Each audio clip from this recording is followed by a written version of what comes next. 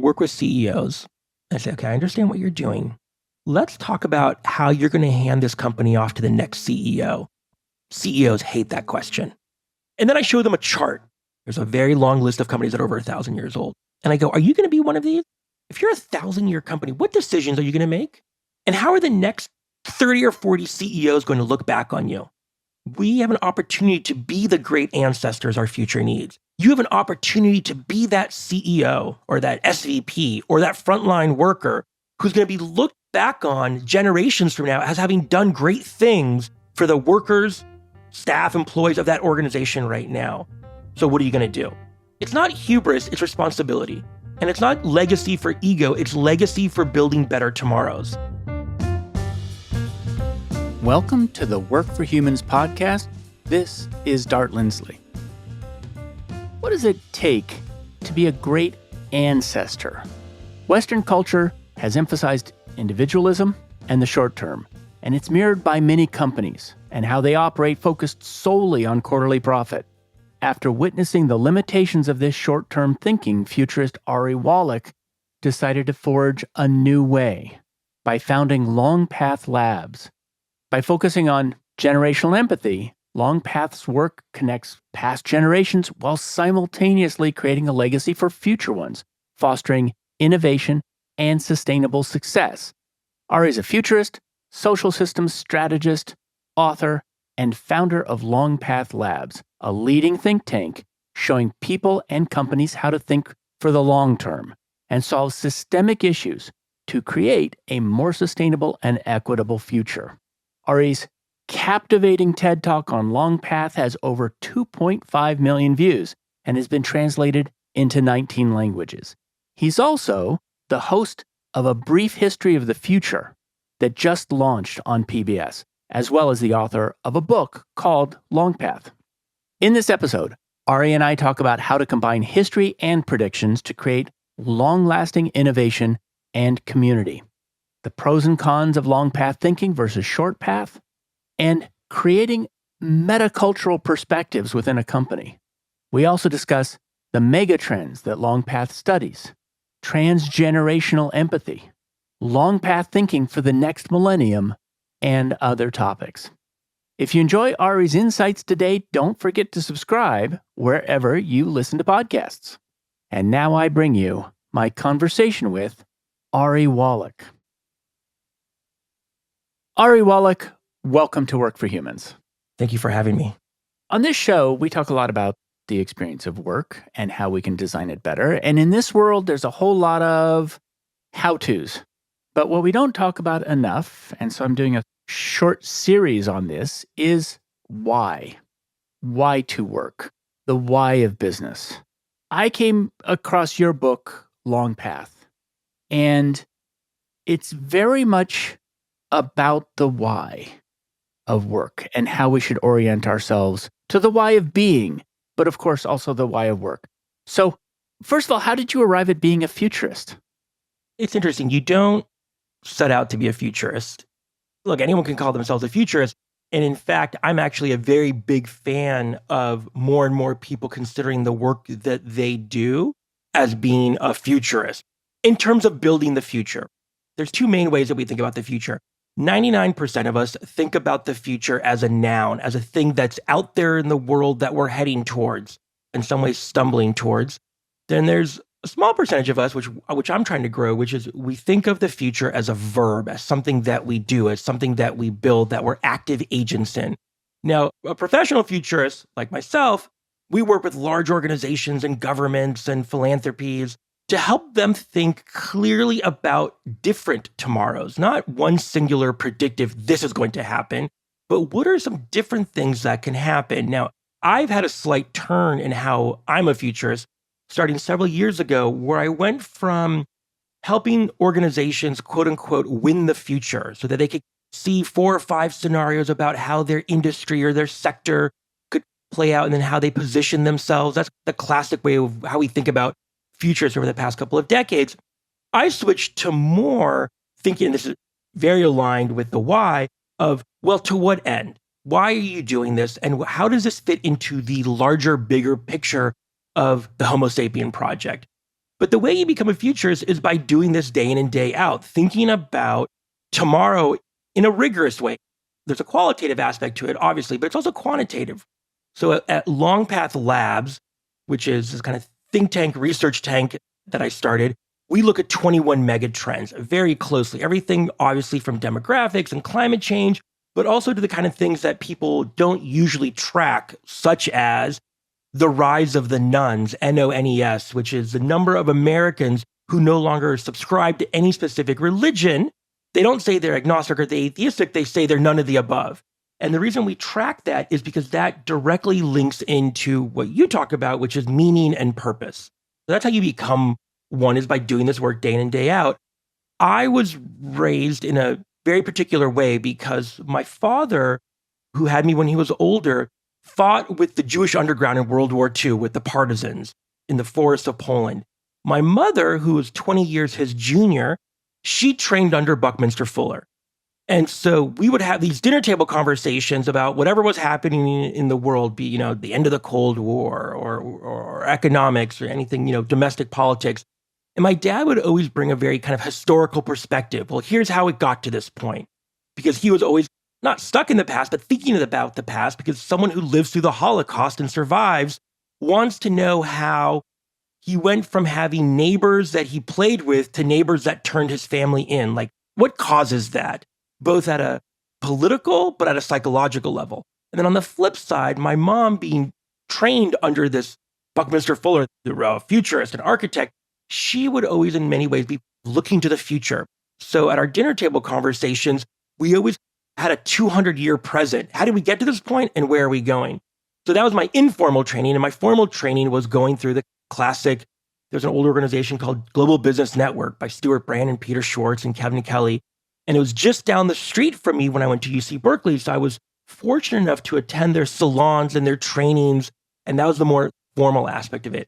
So that's what a futurist is. And that's how I came into it, both in a traditional way, but then also kind of pivoted around 2016 to moving away from just thinking about the next 5 to 10 years for the organizations that were hiring me to really thinking about a much bigger question of why, and specifically why work, why do what we do, but in a much larger context.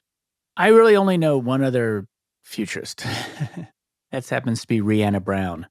And you both share something in common. I thought futurists were predictors, forecasters. That's not the way she positions herself either. It's very much about learning different ways to position ourselves in time and to orient ourselves in time. And the way you talk about it in Longpath is orienting yourself in time so that you take into account the history that led to you. And you take into account the times that will follow you. And the way I think of it is something along the lines of, if we position our toes facing the right direction, we'll take steps in the right direction. But if we position our toes at random, we're going to walk in random directions. So what is the opposite of long path thinking? What's an example of, short path thinking? Short path thinking, great question and great framing. I was several years ago brought in to meet with the CEO of a Fortune 10 company. And he goes, so I heard you're the futurist to talk to. I want to think about the future of our, I don't want to say too many details, but of our very large company. And we don't often do this kind of work. So I'm willing to go far out with you. So let's go out the next 6 months. And so that's Short Path. And this is a company that was many, many decades old, which had a rich history of innovation, domestic and abroad. So short path thinking is making decisions in a corporate setting based on quarterly earnings, based on stock buybacks, as opposed to investing in rich, deep innovation, both for your own organization and the sector at large, and really humanity at large. And so making these decisions based on near-term ramifications to you at the personal or the organizational is short path thinking, right? That's in a company setting. What I talk about in the book and a little bit, obviously also in the TV show that's coming out soon, is, and this will sound like I'm being judgmental, so just let's put an asterisk on that because I'm not being necessarily judgmental, but like I go into a restaurant and I'll see a family sit down with, with young kids, and I have 3 young kids, and they immediately take out the iPads and they put screens in front of their kids So they're respectful humans at dinner in public. And yes, in the short, immediate term, your kids will be quiet at dinner. But what are you teaching them? What values are you instilling? How are you thinking about the long-term ramifications of your socialization or desocialization process? Now, granted, I've been in this situation and I've had to take out a phone when our kids were younger if we took them out too late and they were kind of meltdown. But doing this time and time again is a short Pathian way of raising your children. And therefore, going back to what you said earlier, therefore your descendants. Because what you are doing in everything that you do in life, especially around young ones near you or your peers in an organization, is you are modeling a behavior. So I can't tell you how many times I've been with organizational leaders, not for profit, government, philanthropic, intelligence, who are one way at work, but another way with their own kids and then, or with their own loved ones around them. And I'm like, oh, this is why this organization is having issues, because I see how they are in other aspects of their life. I always tell, I don't have as many single friends anymore, but I always say, listen, look to see how the person you're on the first date with is treating the wait staff, because that's how they are going to treat you after 3 or 4 months when they let their guard down. If they are nice and courteous, that's who they are. But if they're one way to them and then one way to you, that's short Pathian in the way that they are doing and they're conducting themselves. And take note. How long is Longpath? Well, it's interesting because I'm going to answer it by saying Longpath in some ways is infinite, but in both directions. So most people say, oh, you're a futurist, so let's talk about the next 500 years or 5,000 years. I say, great. But as far as you're willing to go out forward, we have to go backwards, right? We have to see what got us to this point, both as Homo sapiens. Yes, it's a very large project going back several 100,000 years, but also at the individual layer, right? There's so much of how we conduct ourselves in our personal and professional lives that is inherited. Obviously, there's genetic inheritance, but there's also behavioral inheritance. And some of that could be what your parents were exposed to, but it could also be what your cultures are exposed to. And that could be specific to you, or it could be even something much, much, much broader. So Longpath, and I've said this several times, is around this kind of Homo sapien project. I call it that. It's a project. Look, I have a 10-year-old son. In his room, there's a big poster of an evolutionary tree of life. So from floating amino acids to this little branch in the upper right-hand corner of Homo sapiens that kind of branched off and branched off. Like, when I think about Longpath, we are unbelievably fortunate. Right now, you and I are talking through some unbelievably high-tech means, right? If I was just outside getting some coffee and I saw some birds and some squirrels, we're not that far removed from them on the tree, but here you and I are talking over this thing called the internet on these flat screens. Longpath is about thinking about where we are as a species, how we got to this point, and where do we want to go. So for me, Longpath goes out at least several hundred years, if not several thousand years. I think about the fact that I have 3 children, and if universe willing, they have 1.2 kids, whatever they have, if they have children, even in 500 years from now, there's 15,000 descendants just from my wife and I. And so what we do or do not do with them at the dinner table and how we interact with them, that's Longpath going out very, very far. So I think there's a lot of people who will differ with me. We're in chapter 1 of this project. And look, there's Fermi's paradox, and there's a whole bunch of things we can geek out on about how far we've actually evolved. And I do think we're in a very specific point in time in terms of this project, if you will. And if we can make it through what I call this intertidal phase, this in between that we're in right now, gosh, at least never several couple 100,000 years. Yes, there's going to be different versions of what Homo sapiens look like and how we augment. But I think at our core, this hardware that is you and I looking at each other eye to eye, that will continue for a very long time. It's one of the quotes in the book that I took a note on, which was from Greaves and McCaskill. A striking fact about the history of civilization is just how early we are in it. If we reach just a typical survival point for a mammalian species, we've got some 200,000 years to go. I think there's a habit of mind that we're at the end of time, that we're close to the end of, especially the way people are talking these days. It sounds, there's so much doomerism about the future. I want to ask, three different questions. The first one's going to be, how does Longpath position us in relation to the past and why? The second one's going to be, how does it position us to the present? And the third one's going to be, how does it position us to the future? So let me start with how it positions us in relation to the past. What is transgenerational empathy?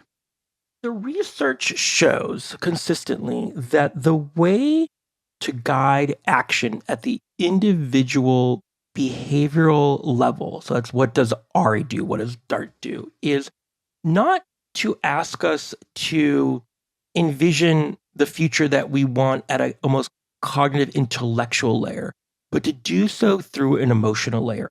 Look, Freud was great in many ways, but there were some mistakes there. Marty Seligman talks about this a lot. He's a kind of a great psychologist in this. So I'm paraphrasing him. This is not original me stuff.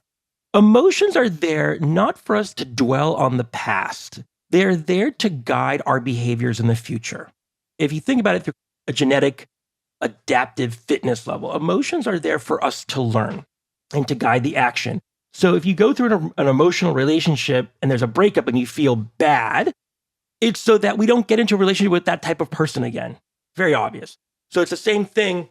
If we think about where we want to go, we have to place ourselves in a much larger continuum of where and how we got to this point. And so because of this error that Freud gave us in dwelling on the past, transgenerational empathy is about having empathy not just with future generations, which we'll get to at your third question, but also with those who came before us.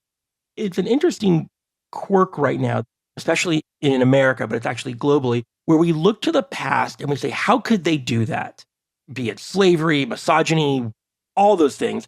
And transgenerational empathy, because it's with the past, present, and future, especially, but we're talking about at this point with the past, it's not about excusing our ancestors. It's about recognizing in many ways they did what they could with what they knew and with what they had. Because I can tell you right now, 4 or 5 generations from now are going to look back on us as if they were emotional, psychological troglodytes.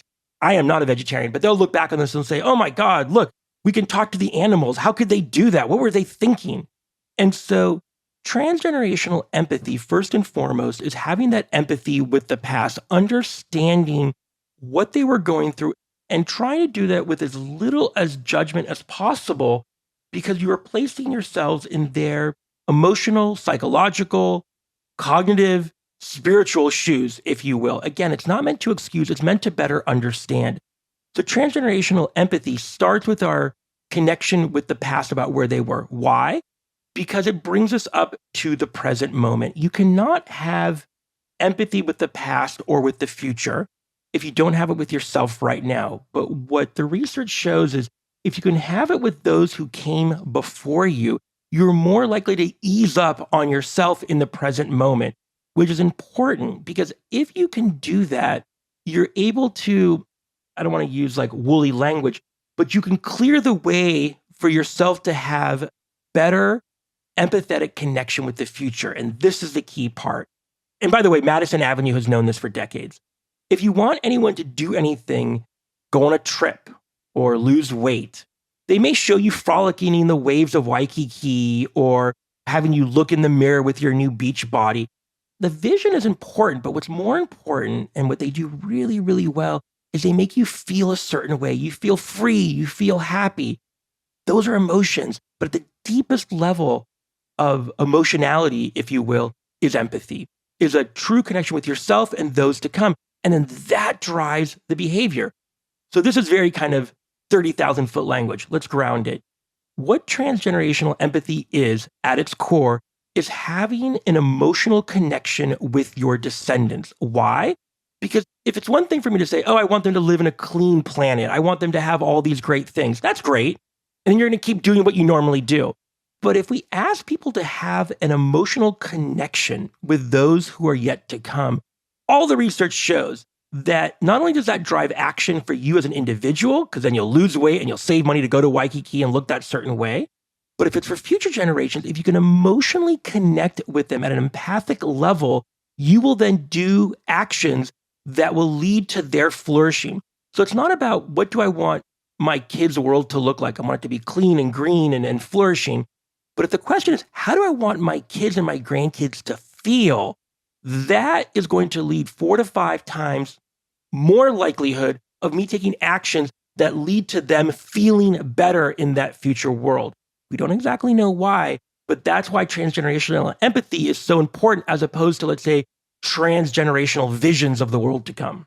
I want to introduce an idea here that's later in the book, which is the official future.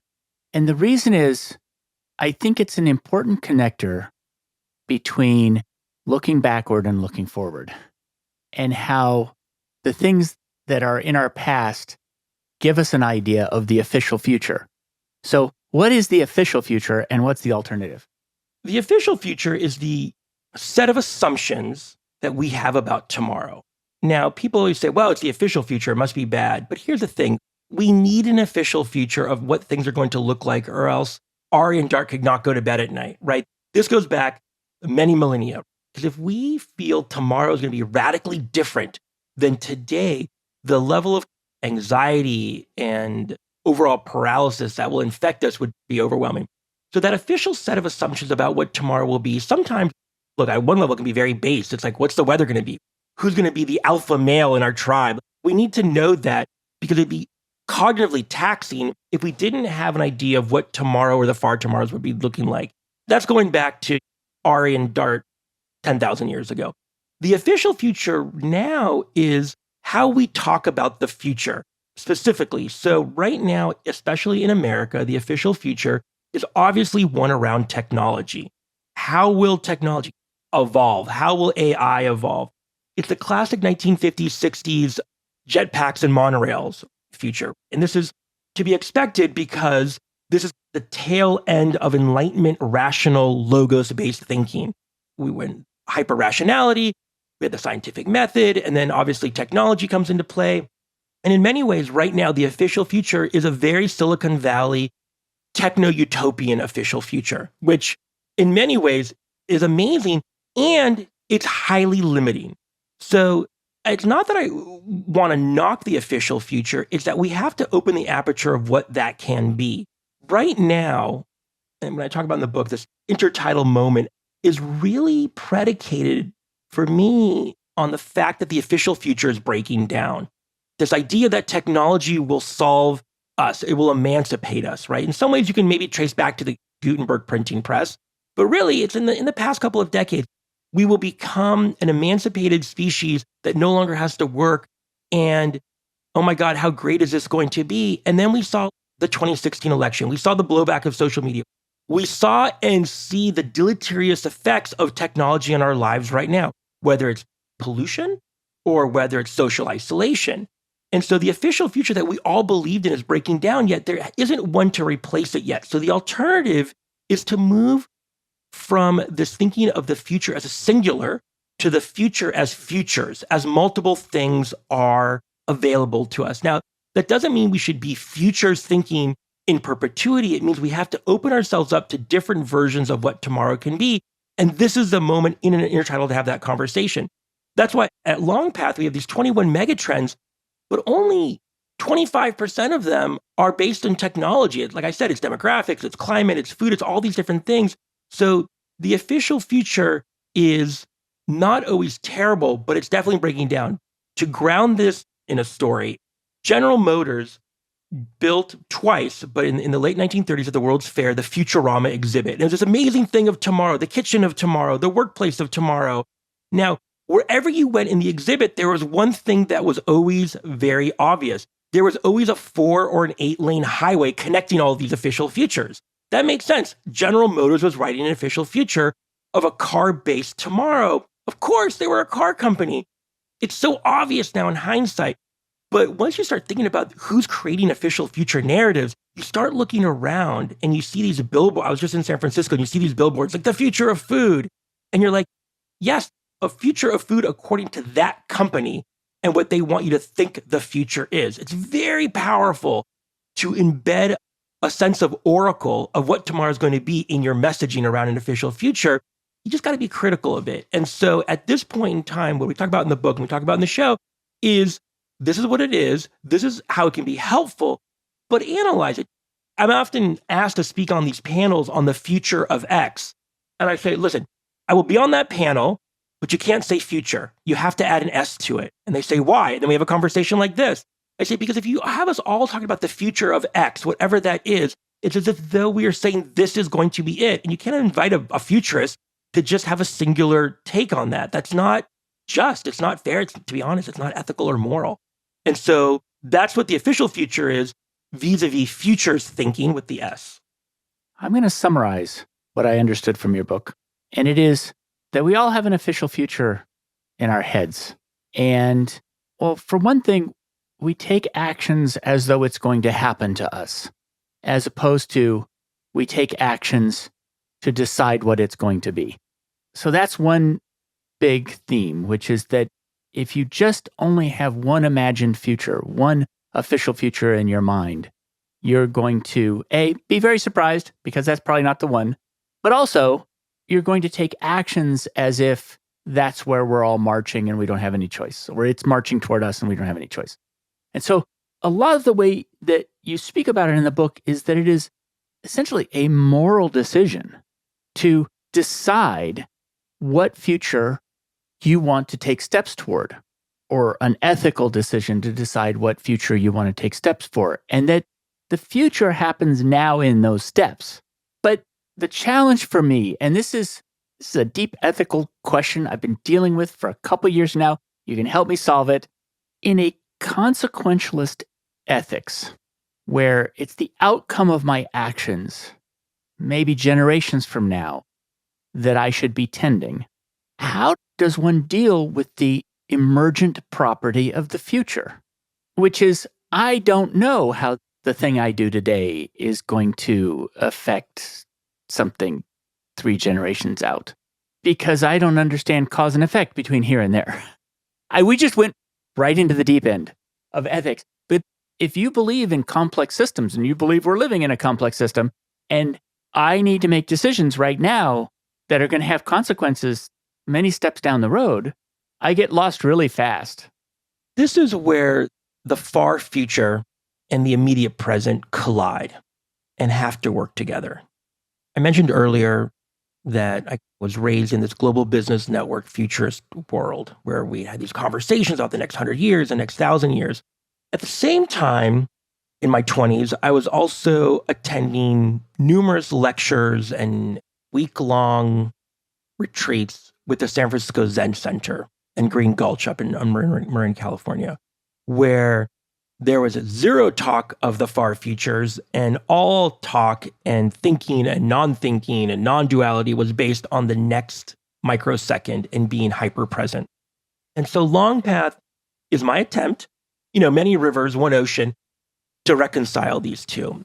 So it's not as if though when you are about to make a decision, small or large, you should be thinking, okay, what are the long-term ramifications of whether or not I get this hamburger or I get this impossible burger 4 generations from now? Because you can think like that, but then it's going to be very difficult to almost do anything. You can't get on a plane, I can tell you that. There's a lot of things you can't do. But what it does is it starts to help you make decisions, and there's no perfect choice in this, that think about those decisions in a very real way. But the one thing that, and you touched on this earlier, that's super important, and we think this because of where we are in the arc of capitalism, not all decisions that we make as Homo sapiens are consumer-based decisions. I would actually argue our most important decisions are behavioral, emotional, spiritual, in terms of how we interact with other human beings. So again, let's ground that. Whether or not you turn off the lights when you leave a room, very important for future generations.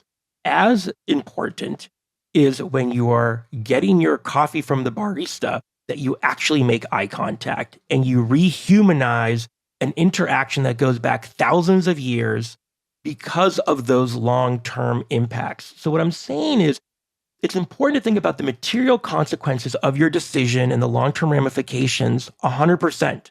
100%. But also, as a species, how are we ensuring the best part of us at a pro-social layer continues to manifest? Because that lays the foundation for what our species can become. So yes, in the material, ecological, flourishing way, 100%, we have to make regenerative, sustainable, seventh generation decisions in the external environment, if you will. And at the same time, how you say goodbye to your children in the morning or how you greet your colleagues with an intention of being connected into a larger purpose and why we are doing this, what we are here for, is as, if not, I don't want to say this because I'll get in trouble, as important as some of those material decisions. I've been very impressed by how durable culture is. I can't remember the name of the book, The 11 Nations in the United States.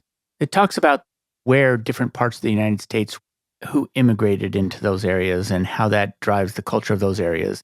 I haven't read it, but I can speak intelligently about books I haven't read. Of course. My understanding of the book is that it's very telling in terms of things that are quite mysterious, in terms of how people are reacting to the news or reacting to whatever's going on, to actually see the origin of the culture of that particular region. And there's a real argument for what you're saying, which is that culture is durable and that culture is made of meeting the eyes of the person that you're talking to, or culture is reestablishing a shared set of expectations for behavior that is better than the one that was last year's. So I think that's a persuasive idea. If we were to run into each other on the street later today or at some time in the future, probably one of the first things we would do is we would shake hands. Do you know why we would shake hands? I've heard it's to make sure you don't have a weapon. 100%. It's to show that we're both unarmed. Culture is the true operating system of Homo sapiens, and it is transgenerational in nature, and it is built around what allows our group to survive, thrive, and flourish. And sometimes it can become very insular, but very long-term thinking. I was just in Japan, an amazing culture. They're also isolated for a very long time, so pros and cons there. Then I went to, you go to Australia, and it's a very different culture. It's very like in the moment, and it can be, I'm stereotyping here, it can be very gregarious, but it won't necessarily be ultra long-term thinking. But it's what has worked for them. So what I'm arguing for in Longpath is not an erasure of the local culture, however you want to define local. What I'm arguing for is a meta cultural perspective on our role in this larger project as to the why of what we're doing. So there's a why of the company to bring information to the world or to do this or sure, these are all great things. But what I'm asking folks to do is step back and up and say, telos, ultimate aim, ultimate goal. What is it that we're trying to do here? And for several thousand, and by the way, this is a privileged stance because for some people, you and I were talking about this before I think we began, complaining about my microphone setup here in the hotel, but then I held up my glass of water and I said, and at the same time, these are beyond first world problems because I have clean drinking water that I was able to access right here next to my fancy laptop. So I recognize there are more than should be at this point in our trajectory of folks that don't even have access to that clean water. That being said, we have gone unbelievably far as a species in certain areas, and in certain areas we haven't. The question is, where do we want to take this thing? And by this thing, I mean society, culture, the whole kit and caboodle, right? Buckminster Fuller said this best. Bucky said, we're all on spaceship Earth, and we should think about this in two ways. We're either passengers or we're crew. And a lot of us act as if there were passengers going along for the ride. But when you're crew, you think about things very differently. You think about the long-term survivability of the spaceship at a physical level. Then I would add into that at an internal psychodynamic level, and we can call this the mental health, we can call this spirituality, it doesn't matter to me where you locate this. How are we internally developing who we are as a species? Because you and I have met in our travels.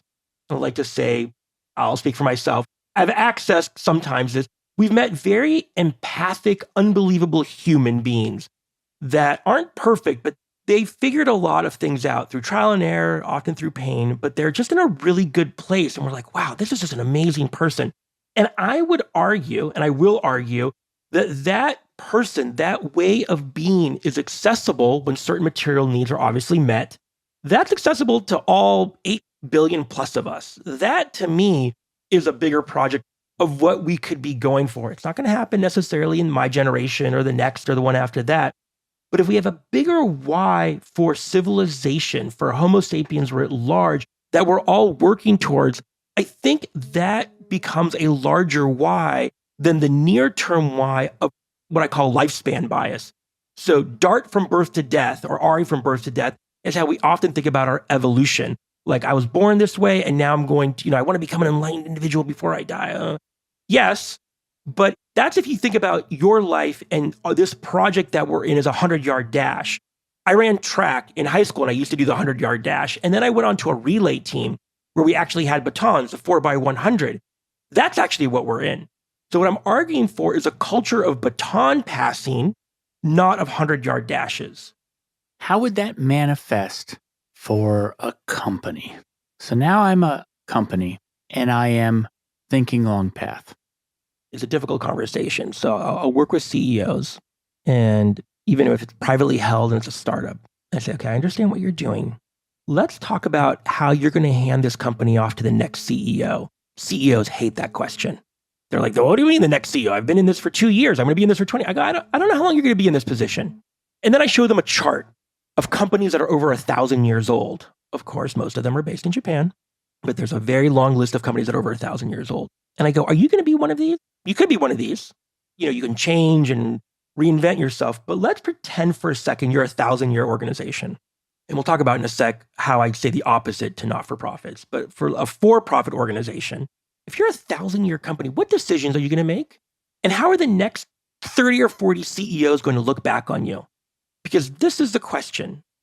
We have an opportunity to be the great ancestors our future needs. You have an opportunity to be that CEO or that SVP or that frontline worker who's going to be looked back on generations from now as having done great things for the workers, staff, employees of that organization right now. So what are you going to do? I'll tell you, the one thing you're not going to probably do is just goose your bonus by doing stock buyback.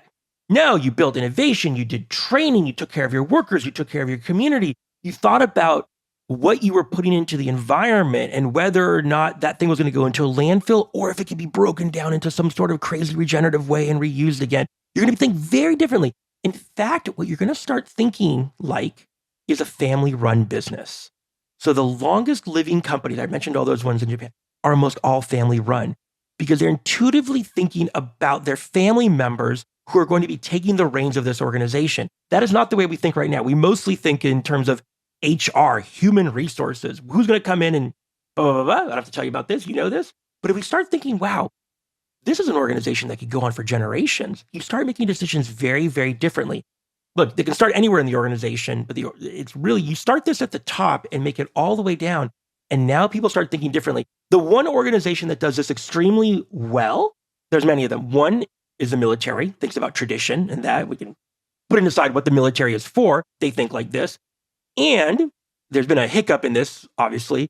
But going back, I think, 5 administrations now, the outgoing president of the United States always leaves a letter to the next president. They put it in the desk and they say, here's what worked, here's didn't work, I wish you luck.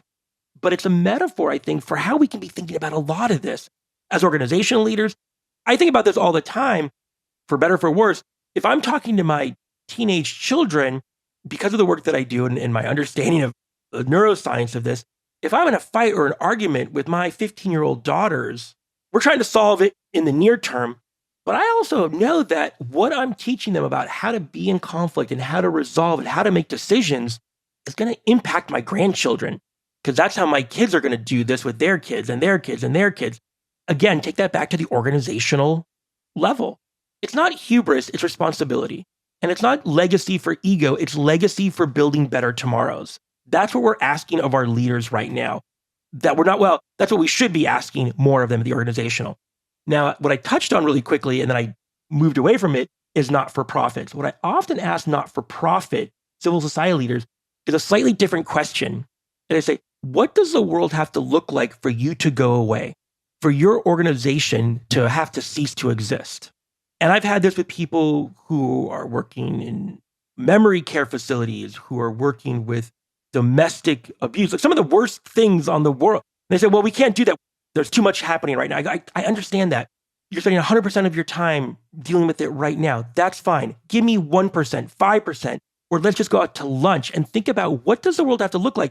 And here's the crazy thing, Dart, especially in that space, and this is where Longpath really comes into play, is what they'll say is, and I'll take a horrific one, I'll take domestic violence, which has so many different inputs that go into leading to that acute series of events happening. To solve for that requires a reordering of so many parts of society, but we don't have that conversation. So yes, fund the shelter system, the anonymous shelter system that we need for that. But then the true Longpathian way of dealing with that is, how did we get to this? And what do we have to start doing right now? So that is no longer not only an unacceptable part of our society, but I never want to say eradicate because it's difficult to eradicate certain things. But we're not like that. I had this conversation with some people in the criminal justice sector lately. I said, what does the world have to look like where we can close 99% of the prisons? We're not going to do it right now, but what would have to happen for us to get there? They'll say, that's crazy. Ari, that's never going to happen. I go, but take me through that. And they say, well, it's multi-generational. I say, that's fine. They say, it's going to cost a lot of money. I said, that's fine. But let's have that conversation, because all of a sudden you get into a whole bunch of systemic things. You get into some cultural, you get into a whole bunch of crazy areas that no one wants to talk about because they're all taboo and third rail. But that's what Longpath asks of us, is to have those difficult conversations within our family, within our society, and within our organizations. First of all, there's a lot of different pieces in there that I'm going to wander around in for a little bit. One of them is the idea of family-owned companies and the idea that you're a family-owned company on a small island. The island happens to be the planet, and your family may be whoever comes next. I like that image a lot.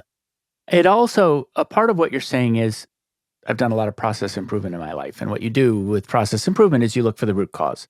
And the root cause is usually in the present. It's something that's ongoing in the present.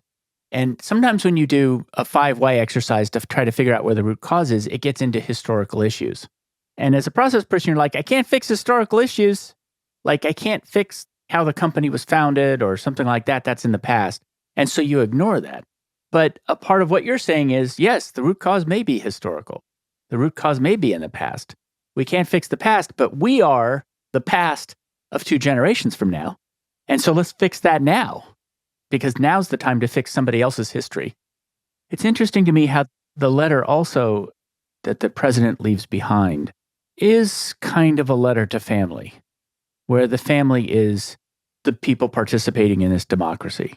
There's a way in which it's a maintenance of norms that by continuing those norms, you set the example for the future. There's a lot in there. Like I said, I'm just sort of wondering. But you also have to be open to challenging those norms. That's growth. I was raised a certain way. I was raised in a very loving, amazing family. And at the same time, now as a father and as a partner, there are things I want to do differently. It doesn't mean, and this goes back to what I talked about transgenerational empathy.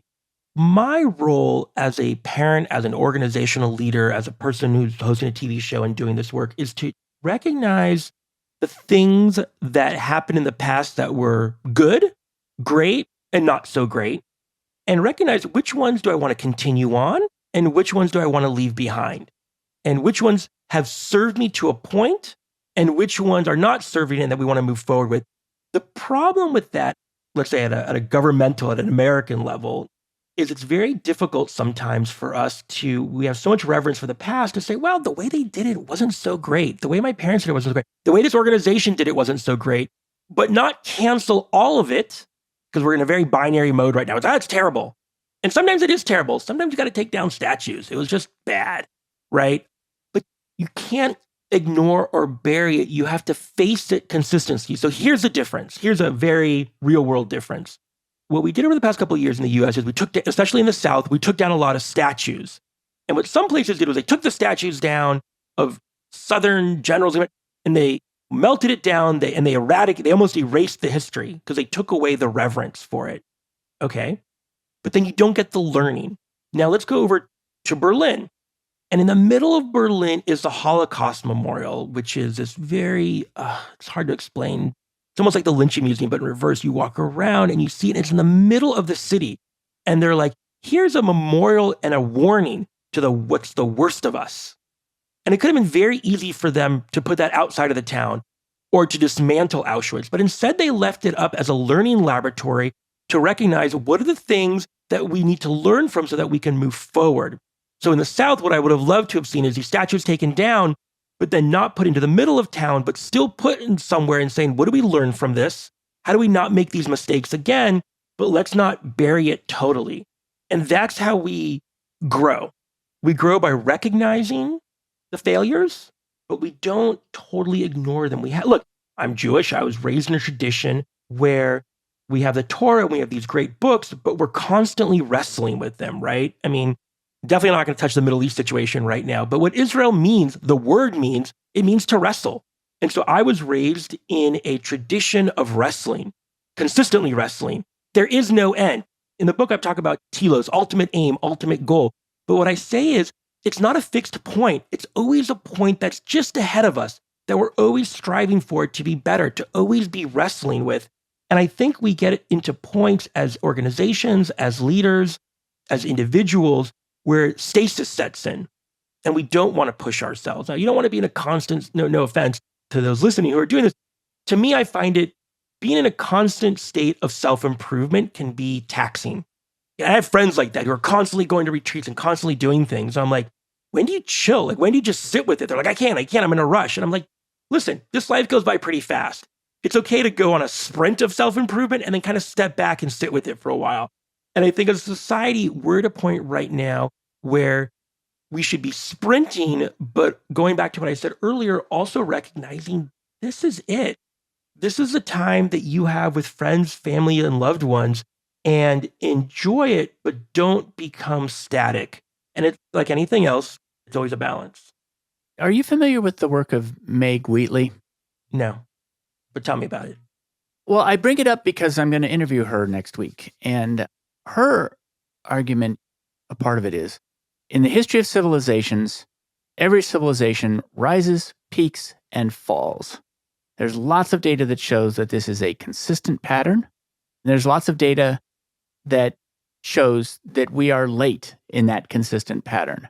And so the argument goes, there's nothing you can do about it, so you need to start coping right now. And a part of the coping is you need to create an island of goodness that will live through it and be the seed of the next rising civilization. And I'm grappling with that. It just so happens I'm reading a lot of books right now that have to do with megatrends. Have you heard that hypothesis? Yes. Look, when my mom traveled to live in Mexico, she studied Mayan culture and Incan culture and kind of the rise and fall of societies and civilizations. And, where Jared Diamond's book on collapse talks about this. And here's the thing. For the first time, I really think for the first time in the course of Homo sapien history, we're at a point now where this idea of civilizations and societies rising and falling as isolated events from one another so that can be picked up by another society is actually over. We're in a planetary moment. So this is an all or nothing. And so the thinking that we need to create these isolated pockets of goodness is, on the one hand, very exciting to me because I loved reading the Foundation series and I loved Asimov, and Harry Seldon was onto something, and I'll create this thing at the edge of the galaxy, right? And it'll survive and it'll take us from 10,000 years of darkness to just 1,000 years. That might have made sense a couple decades ago, at least a century or two ago, not anymore. So at this point, spaceship Earth will rise and fall as one. The nation state is only 300 years old. It ended, the Treaty of Westphalia, the 100 Years' War. If you look at the map, this is like the overview effect of Astrid. You look at the map and you see all these cool countries that are different colors with different societies, civilizations, they rise and fall. Rome and Maya, Incan, what have you, and even the Han Dynasty. That's over. We're all in this. We have these things called passports, and I can point to a lot of what's going on in the Middle East. I can point back to the Sykes-Picot Accord of 1917. And it's all this is all imaginary. These are all narratives and fictions that we created to organize societies when we didn't know how else to do it. But the moment we are in now and we are moving into, look, some people say we're in late capitalism. I want to know what comes after that, at least, and how we have economic, global, macro, and microeconomic ordering. Sure, that's a topic for another podcast. But whatever comes next will be all of us. It's just the idea that it'll be, there'll be this thing in Switzerland or this group or this space. it's interesting and I hear it, but if we look at that, it doesn't, pollution, climate change, bioengineering, AI, AGI, none of those things, which are the existential both threats and opportunities of Homo sapiens in the next several decades, none of those know national boundaries. None of those know anything isolated. They don't know the bunkers, the billionaire bunkers, none of that. I have a friend who's like, yeah, these billionaire bunkers are great, but the second you need new contact lens or any sort of medicine, you're done for. So we have to think about this as an all or nothing, there is no lifeboat moment. I don't even know how to make baking powder. I think about this in post-apocalyptic scenarios. Like, wait, I don't even know how to make baking soda. This is something people knew how to make 1,000 years ago. I don't know how to make it. Exactly. So it sounds like you've hung around with some of the Long Now crowd. And Stuart Brand, you mentioned earlier in the show. Is that kind of a trip? First of all, by the way, back on a separate topic, it's very interesting to hear you quote Buckminster Fuller, because that was somebody that your mother worked with. And so it's an inherited knowledge from your mother about Bucky Fuller. But so then you hang out with the Long Now crowd. And I'm just wondering, is that crowd unusual in the sense that they actually see the world differently? I guess like you do. Yeah, I mean, Stuart Brand talks about pace layering, right? And so most people follow like fashion trends, like what's happening right now. And he talks about kind of deeper civilizational ways of looking. I mean, this is just kind of how I was raised. Some people think in days and weeks and how they plan. There was a survey I read. It was like 95% of Americans don't think out more than 6 months unless it's for something very special, like let's say a wedding or something like that. And those of us in the long now, or I would say also the long path crowd and the people I'm like, we think about the next couple of 100 years. We think about the next couple of 1,000 years.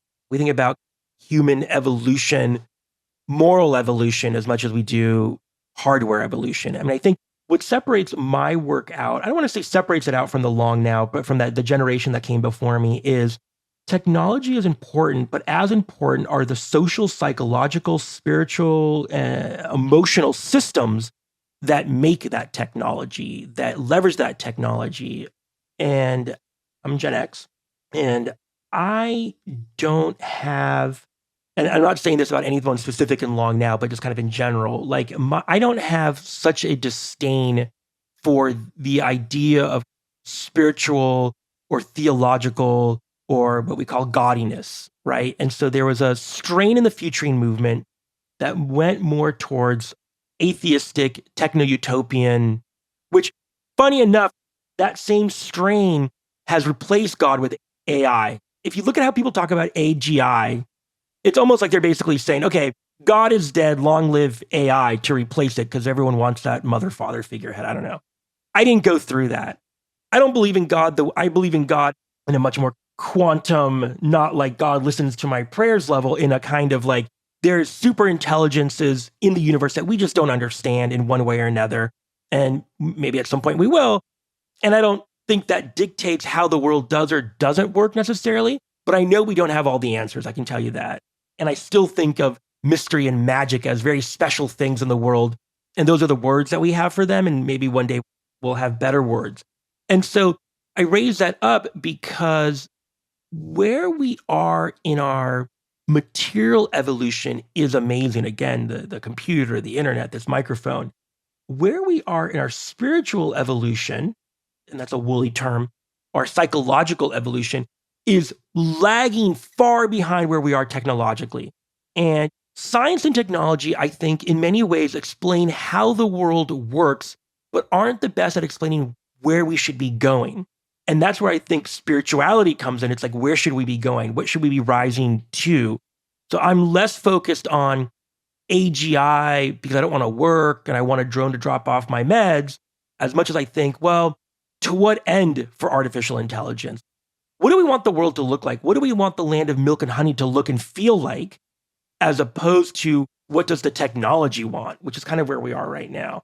So it's always cool to hang out with all these different folks. And we just had a screening for the TV show in San Francisco. And I was hanging out with a bunch of Long Now and a bunch of other folks and some of the more new next generation. And these are the people that I see on different retreats and stuff like that. I think it's fascinating that in the Bay Area, and especially in terms of kind of psychedelics and doors of perception and all this stuff is kind of coming back, we're starting to ask these deeper questions. And going back to your earlier conversation point about culture being the transmission of an operating system about how to work in society, again, I think some of the main cultures were religious and transgenerational, and those are being either replaced or augmented with, be it psychedelics or new ways of understanding human understanding. And I think that's what's exciting to me is the melding of future thought and futures thinking with the hardware side of it, with all the spiritual and psychological side. That's why it's such a thrilling moment to be involved in this space right now. I have 3 closing questions that I usually ask, and I haven't prepped you for the first one at all. The first question is, what do you hire your job to do for you? I hire my work to help me grow as a father, husband, colleague, human being. The work that I do consistently and constantly challenges my assumptions about not only how the world works, but how I work and what my role is on the planet at this time. And so I'm always looking for my work to challenge me so that I can grow, so I can be the better or eventually one day the best version of myself. I've caught in glimpses of the best version of myself here and there. And sometimes I have longer periods of the best version of myself when I'm doing great, when work is pushing me. And so that's what I hire my work to do, to consistently bring out the best in me so I can bring out the best in others, so that we can bring out the best in our species, so we can do the best that we can, so that we can be great ancestors for future generations. And so we can continue in the lineage and in the great chain of being of what we're here for. And that's a transformation mission, which is that it starts for you fundamentally with your own transformation. And my follow-up question to that is, what does it cost you? What does work cost me? I mean, look, it's a cost-benefit analysis, right? What work costs me is, first and foremost, time away from those that I love and care for. I'm talking to you from a hotel room on the other side of the country from my family. That's what it costs me. But the joy that it brings in general and what it allows me to do in the world, in the cost-benefit analysis, is worth it, I think. My children may say otherwise when I'm not there at night to tuck them in or hear about how softball or soccer games went. But that's what it cost me at this point in time, is time, quality time away from my family. Where can people learn more about you and your work? You can learn more about my work at longpath.org. And what I will say is coming out soon, which I alluded to, is I am the host of a new TV show on PBS called A Brief History of the Future, a 6-episode docuseries where I travel the world meeting the people building better tomorrows. So that could be in science, it could be in democracy, education, how we live, how we die, in 6 episodes. It starts April 3rd. 2024. It's available on pbs.org, on PBS app, and of course at 9 p.m. every Wednesday night. And so that's at abriefhistoryofthefuture.com. That's the TV stuff, that's the educational component, and more about this work at longpath.org. Fantastic. Thank you very much for coming on the show. Thank you for having me.